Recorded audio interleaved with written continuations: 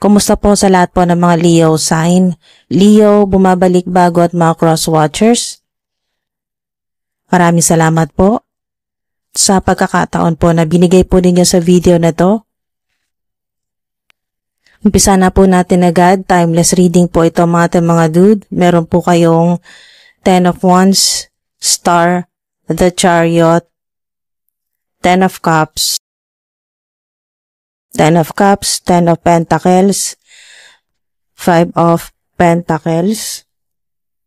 Mga dude, hingin na rin po tayo ng mga angel numbers, lucky dates, times, days, weeks, months, lalo na po sa mga nagbabakasakali po sa mga luck-based activities, games, raffle draws.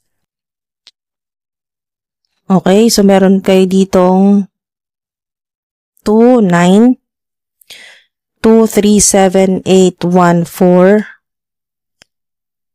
9, 8, 19, 3, 16, 8, okay, 9, 6, 19, 3, 16, 8, 10, 17, 11, 4, 14, 20, 18, 2.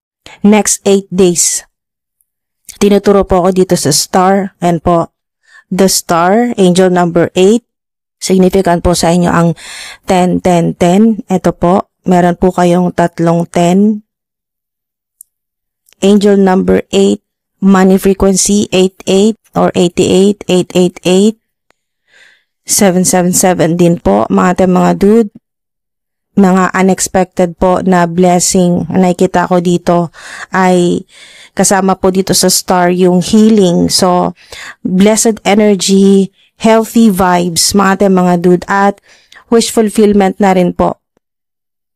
Kung meron po kayong hinihiling, pinagdarasal, wish fulfillment.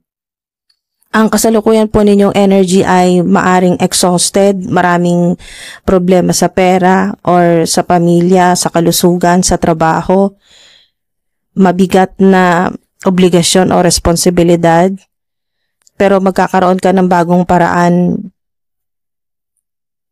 kung paano masusolusyonan ito. Sa kasalukuyan, nahihirapan ka. Nandito yung scarcity, poverty, loss of money or position, o lack of resources, yung kulang po, kinukulang o kinakapos. Maraming problema, napakabigat ng dala-dala. Okay? Significant sa inyo ang tatlong 10, 10, 10, 10. Abundance, inheritance, yan po mga dude. Roots, nandito rin po yung tulong, suporta po sa inyo ng inyo pong mga ancestors. Dito po sa roots, tinuturo po ako dito. Tinutulungan po kayo para maging successful sa buhay, magkaroon ng prosperity, ma-attract po ninyo ang prosperity, maging masaya po yung pamilya kasi nandito yung pareho pong family. So, mari din po na kasalukuyan may problema po or meron pong conflict. Yan po sa pamilya tungkol po sa pera, mana, ganyan po mga significant po ang angel number 5 o pagbabago. Pagbabago po sa buhay po ninyo, sa sitwasyon po ninyo mga dude. Maaring ito yung hinihiling po ninyo na sana magbago ng sitwasyon o magbago ng takbo ng buhay po ninyo. Literal na meron pong pagbabago talaga dyan mga dude. At ang angel number 10 naman po ay, ito na po yung ending po ng cycle na mahirap. Ayan po, kung ano man po yung cycle o loop na nahihirapan po kayo na matagal na, maaaring utang loop din po ito o anumang problema sa pamilya. Mga dude. Next 8 days, blessed energy, healthy vibes dahil may healing, sunod-sunod po ng mga blessings. Ito naman po yan kasi grabe to, sunod-sunod, may mga malalaking panalo din po sa ilan. The Chariot, 10 of Pentacles, 10, the Chariot, 10 of Pentacles, 10 of Cups. Maring hiniling mo rin ito na magkaroon ng malaking opportunity, may dumating na malaking opportunity o malaki pong pera or pagkakaperahan. Sunod-sunod po ito ng mga blessings. Ang ganda ng energy flow mga dude. Wow. Wow. hindi ko nakikita dito yung swerte lang. Blessed talaga kayo mga dude kasi ang lalaki nito at sunod-sunod po ito ng mga biyaya.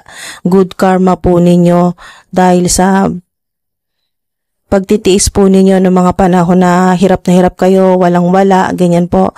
Puro problema. At yung dinadala din po sa inyo ng pamilya po ninyo ay maaring problema din po. Kaya kayo po yung nagbubuhat ng bigat yan po sa kung ano man po yung mga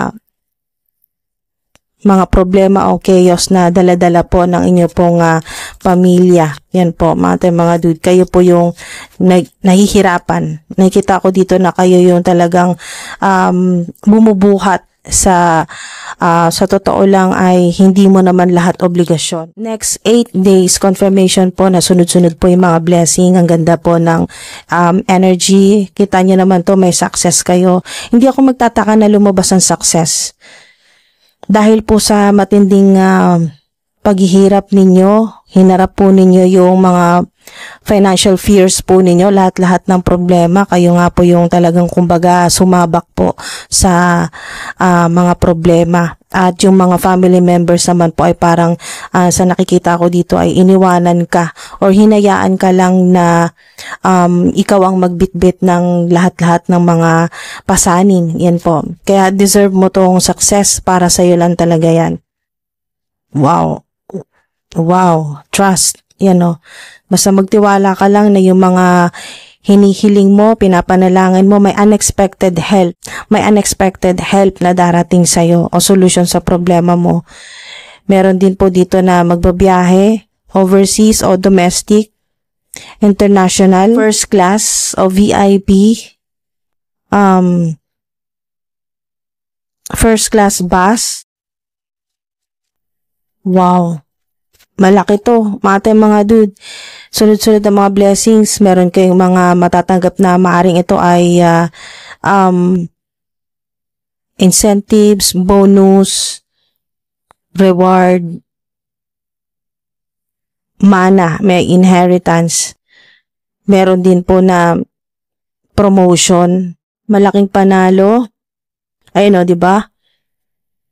Synchronize. Dito po, synchronize po, unexpected help. Meron kayong helpful people. Darating na po yan. Ating mga dude.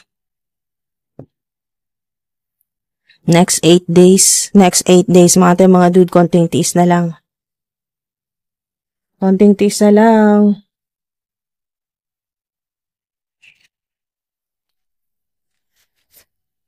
Blessed energy. Lalo na po sa mga nagkasakit, nagkaproblema po sa inyong kalusugan, kaya naapektuhan po yung inyong career, yung trabaho po ninyo, negosyo, online platform. Ayan po, keep it to yourself, itong malalaking blessing na sunod-sunod na darating po sa inyo, kasi talaga nakikita ko dito na wala halos mapagkatiwalaan sa mga family members po ninyo or mga tao na malapit po sa inyo, mga dude. Hinihila po kayo pababa. Kung hindi sila natutuwa na kayo po ay maraming blessing na natatanggap, kaya keep it to yourself muna. Na mga dude, trust your intuition.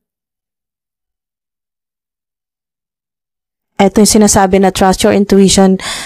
Kung nararamdaman mo na parang may mali or something's off, parang ganun po. Kung nararamdaman po ninyo, talagang ganun yun.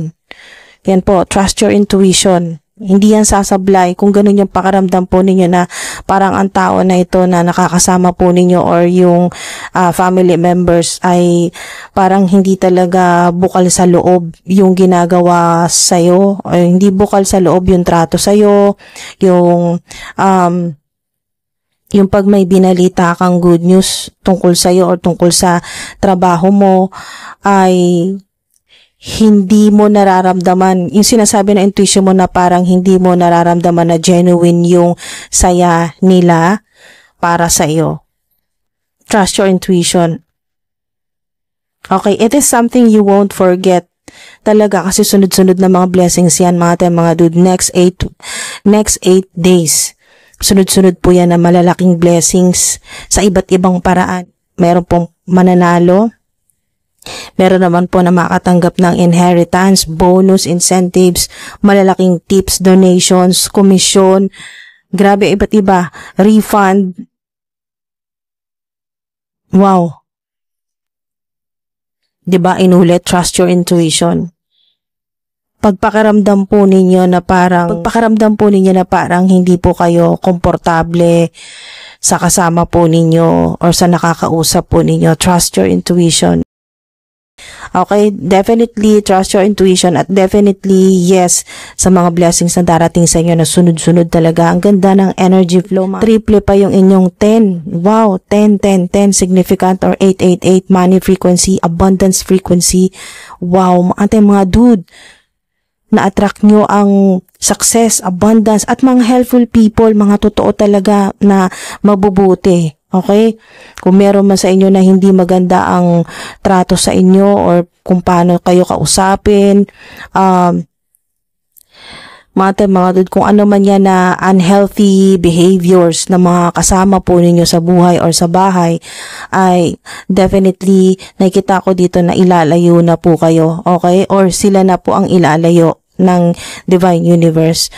Okay, ihihiwalay ka na sa mga ganito pong klaseng nilalang. Ayan po, na talagang wala silang, sa totoo lang wala silang concern sa'yo. Ang concern lang nila ay kung ano yung mapapakinabangan. Yan po. Or yung magpapagaan sa buhay nila dahil or sa sitwasyon nila dahil ikaw yung humaharap. Ito yun, no. Ikaw yung humaharap sa mga problema, ikaw yung umaayos. Mga dude. At pakinggan nyo yung intuition po ninyo dahil hindi talaga sincere. Meron talaga mga tao or mga family members na hindi talaga sincere o hindi bukal sa loob. At talagang mas lilitaw ito. Mga dude, mas lilitaw ito. Lalo na, mas malalaman mo talaga. Malalaman mo next 8 days kung sino ang mga totoo sa'yo at hindi. Ayan po. Keep it to yourself. Kung meron kang matanggap na malaking blessing o malaking pera at lalo na sunod-sunod dyan, definitely yan. Confirmation mga dude. At huwag kang mag-alala. Kung ano man yung sitwasyon mo ngayon, life is hard right now. Look around. Help is at hand. Tandaan nyo, puro help kayo ngayon. Okay? Puro help yung energy po ninyo. May mga tutulong talaga. Helpful people. Unexpected help, healing, rejuvenation. Life is hard right now.